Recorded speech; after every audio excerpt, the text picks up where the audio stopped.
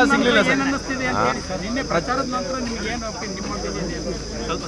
ಪ್ರಚಾರ ಮಾಡಿದ್ಮೇಲೆ ಹೊಸದಾಗಿ ಏನಾದ್ರು ಕೇಳಾಗಿದ್ರೆ ಕೇಳಿ. ಸರ್ ನಿನ್ನೆ ಪ್ರಚಾರಕ್ಕೆ ಹೋಗಿದ್ರಿ, ಪ್ರಚಾರದಲ್ಲಿ ಏನಾಯ್ತು? ನಿಮ್ಮ ರೆಸ್ಪಾನ್ಸ್ ಹೆಂಗಿದೆ? ಪ್ರಚಾರ ಈಗ ನಮ್ಮ ನಿರೀಕ್ಷೆಗೂ ಮೀರಿ ಜನರು ಸ್ಪಂದಿಸ್ತಾ ಇದ್ದಾರೆ. ನಮ್ಮ ನಿರೀಕ್ಷೆಗೂ ಮೀರಿ ಜನ ಸ್ಪಂದಿಸ್ತಾ ಇದ್ದಾರೆ. BJPಯವರು 4 ವರ್ಷ ಅಧಿಕಾರ ಮಾಡಿ ಏನು ಮಾಡಲಿಲ್ಲ ಅಂತಕ್ಕಂಥದ್ದು ಜನಗಳಿಗೆ ಗೊತ್ತಾಗಿದೆ. ಅವರು ಏನು ಅಭಿವೃದ್ಧಿ ಕೆಲಸಗಳನ್ನು ಮಾಡದೆ ಬರೀ ಲೂಟಿ ಹೊಡೆದ್ರು ರಾಜ್ಯನ ಅಂತಕ್ಕಂಥದ್ದು ಮತದಾರರ ಮನಸ್ಸಿಗೆ ಬಂದಿದೆ. ನಾವು ಮಾಡಿರ್ತಕ್ಕಂಥ 5 ಗ್ಯಾರಂಟಿ ಯೋಜನೆಗಳು ಅವು ಜಾರಿಯಾಗಿದ್ದಾವೆ. 3 ವರ್ಷದಿಂದ ಜಾರಿಯಾಗ್ತಾ ಇದ್ದಾವೆ. ಮತ್ತು ನಂಬಿಕೆ ಬಂದಿದೆ. BJPಯವರು ಏನೇ ಸುಳ್ಳು ಹೇಳಿದ್ರು ಕೂಡ, ಯಾಕೆಂತಂದರೆ ಇವು ಜಾರಿ ಆಗೋದೇ ಇಲ್ಲ ಅಂತ ಹೇಳಿದರು. ಒಂದು ಸಾರಿ ರಾಜ್ಯ ಆರ್ಥಿಕವಾಗಿ ದಿವಾಳಿ ಆಗ್ತದೆ ಅಂತ ಹೇಳಿದರು. ಖಜಾನೆ ಖಾಲಿ ಆಗಿಬಿಡ್ತದೆ ಅಂತ ಹೇಳಿದರು. ಅಭಿವೃದ್ಧಿ ಕೆಲಸಗಳು ನಡೀತಾ ಇಲ್ಲ ಅಂತ ಹೇಳಿದರು.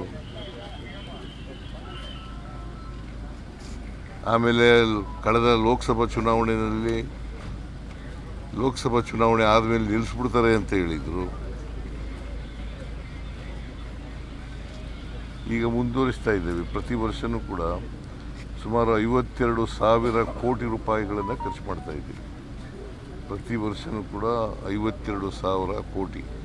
ಮಾರ್ಚ್ 24ರವರೆಗೆ 1,31,000 ಕೋಟಿ ಖರ್ಚು ಮಾಡಿದ್ದೀವಿ. ಮಾರ್ಚ್ 31ರವರೆಗೆ 1,31,000 ಕೋಟಿ ಖರ್ಚು ಮಾಡಿದ್ದೀವಿ. ಅದರಿಂದ ಇವನ್ನೆಲ್ಲ ಪ್ರಶ್ನೆನೇ ಇಲ್ಲ. ಇವನ್ನು ಮುಂದುವರಿಸ್ತಕ್ಕಂಥ ಕೆಲಸ ಮಾಡ್ತೀವಿ. ಸೊ ಇವೆಲ್ಲ ಜನಗಳಿಗೆ ಗೊತ್ತಾಗಿದೆ. ಆಮೇಲೆ ಈಗಾಗಲೇ ಪ್ರಸ್ತಾಪ ಮಾಡಿದ್ದೀನಿ ನಾನು, ಸಾಲದ ರಾಮಯ್ಯ ಅಂತ ಹೇಳೋದು. ಸಿದ್ದರಾಮಯ್ಯ ಅಂತ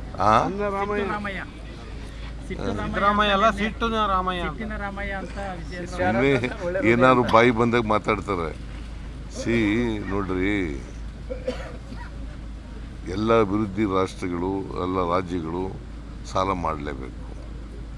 ಸಾಲ ಮಾಡುವಾಗ ಮಿತಿ ಒಳಗಡೆ ಇರಬೇಕು. ಸಾಲ ಮಿತಿ ಒಳಗಡೆ ಇರಬೇಕು. ನಮ್ಮದು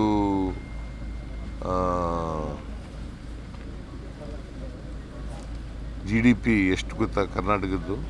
33,05,500 ಕೋಟಿ. GST ಅಲ್ರಿ, GDP. ರಾಜ್ಯದ GDP, gross domestic product. GDP 33,05,500 ಕೋಟಿ. ಅದರಲ್ಲಿ 25% ಸಾಲ ಇರಬೇಕು. ಅದರಲ್ಲಿ 25% ಸಾಲ ಇರಬೇಕು. ನಾವು 24.94% ಮಾಡಿದ್ದೀವಿ. ಅದರೊಳಗಡೆ ಇದೆಯಾ ಇಲ್ವೋ? ಮತ್ತು ಸಾಲ ಹೆಂಗೆ ಮಾಡಿದ್ದೀವಿ, ಸಾಲ ಜಾಸ್ತಿ ಮಾಡಿದ್ದೀವಿ ಅಂತ ಹೇಳೋದು ಹೆಂಗೆ? ಫಿಸ್ಕಲ್ ರೆಸ್ಪಾನ್ಸಿಬಿಲಿಟಿ ಆಗಿದೆ. ಫಿಸ್ಕಲ್ ರೆಸ್ಪಾನ್ಸಿಬಿಲಿಟಿ ಆ್ಯಕ್ಟ್ 2002ರಲ್ಲಿ ಪಾಸ್ ಮಾಡಿತು. ಒಂದು ರಾಜ್ಯದ ಆರ್ಥಿಕ ಪರಿಸ್ಥಿತಿ ಚೆನ್ನಾಗಿರ್ಬೇಕಾದ್ರೆ 3 ಮಾನದಂಡಗಳನ್ನು ಹೇಳಿದೆ ಆ ಕಾನೂನಿನಲ್ಲಿ. ಒಂದನೇದು ಫಿಸ್ಕಲ್ ಡಿಫಿಸಿಟ್ಟು 3% ಒಳಗಡೆ ಇರಬೇಕು. GDPಯ 3% ಒಳಗಡೆ ಇರಬೇಕು. ನಮ್ಮದು 3% ಒಳಗಡೆ ಇದೆ. 2.95. ಸಾಲ 25% ಒಳಗಡೆ ಇರಬೇಕು. GDPಯ 25% ಒಳಗಡೆ ಇರಬೇಕು. ರೆವಿನ್ಯೂ ಸರ್ಪ್ಲಸ್ ಇರಬೇಕು. ನಮ್ಮದು ರೆವಿನ್ಯೂ ಸರ್ಪ್ಲಸ್ಸು ಮಾಡೋಕ್ಕಾಗಿಲ್ಲ. ಯಾಕಪ್ಪ ಅಂತಂದರೆ ಕೇಂದ್ರ ಸರ್ಕಾರದವರು ನಮಗೆ ಕೊಡಬೇಕಾಗಿದ್ದಂಥ ಹಣವನ್ನು ಕೊಡಲಿಲ್ಲ. ನಂಬರ್ 1. ನಂಬರ್ 2 ಮಧ್ಯದಲ್ಲಿ ಸೆಪ್ಟೆಂಬರ್ ತಿಂಗಳಲ್ಲಿ GSTಯನ್ನು ರ್ಯಾಷನಲೈಸ್ ಮಾಡಿದ್ರು. ಯಾವಾಗ ಮಾಡಿದ್ದು ಅದನ್ನು? ಸೆಪ್ಟೆಂಬರ್ ತಿಂಗಳಿಂದ ಜಾರಿಗೆ ಬರೋಕ್ಕೆ ಮಾಡಿದ್ರು. ಕಡಿಮೆ ಮಾಡಿಬಿಟ್ರು ಅನೇಕ ಇದನ್ನು. ಯಾಕೆಂತಂದರೆ ಬಿಹಾರ್ ಚುನಾವಣೆ ಇತ್ತು, ಅದಕ್ಕೋಸ್ಕರ ಮಾಡಿದ್ರು. ನಾವೆಲ್ಲ ಅಂದಾಜು ಮಾಡಿದ್ದು GST ಇಷ್ಟು ದುಡ್ಡು ಬರ್ಬೋದು ನಮಗೆ ತೆರಿಗೆನಲ್ಲಿ. 1,20,000 ಕೋಟಿ ತೆರಿಗೆ ಬರಬೇಕಾಗಿತ್ತು.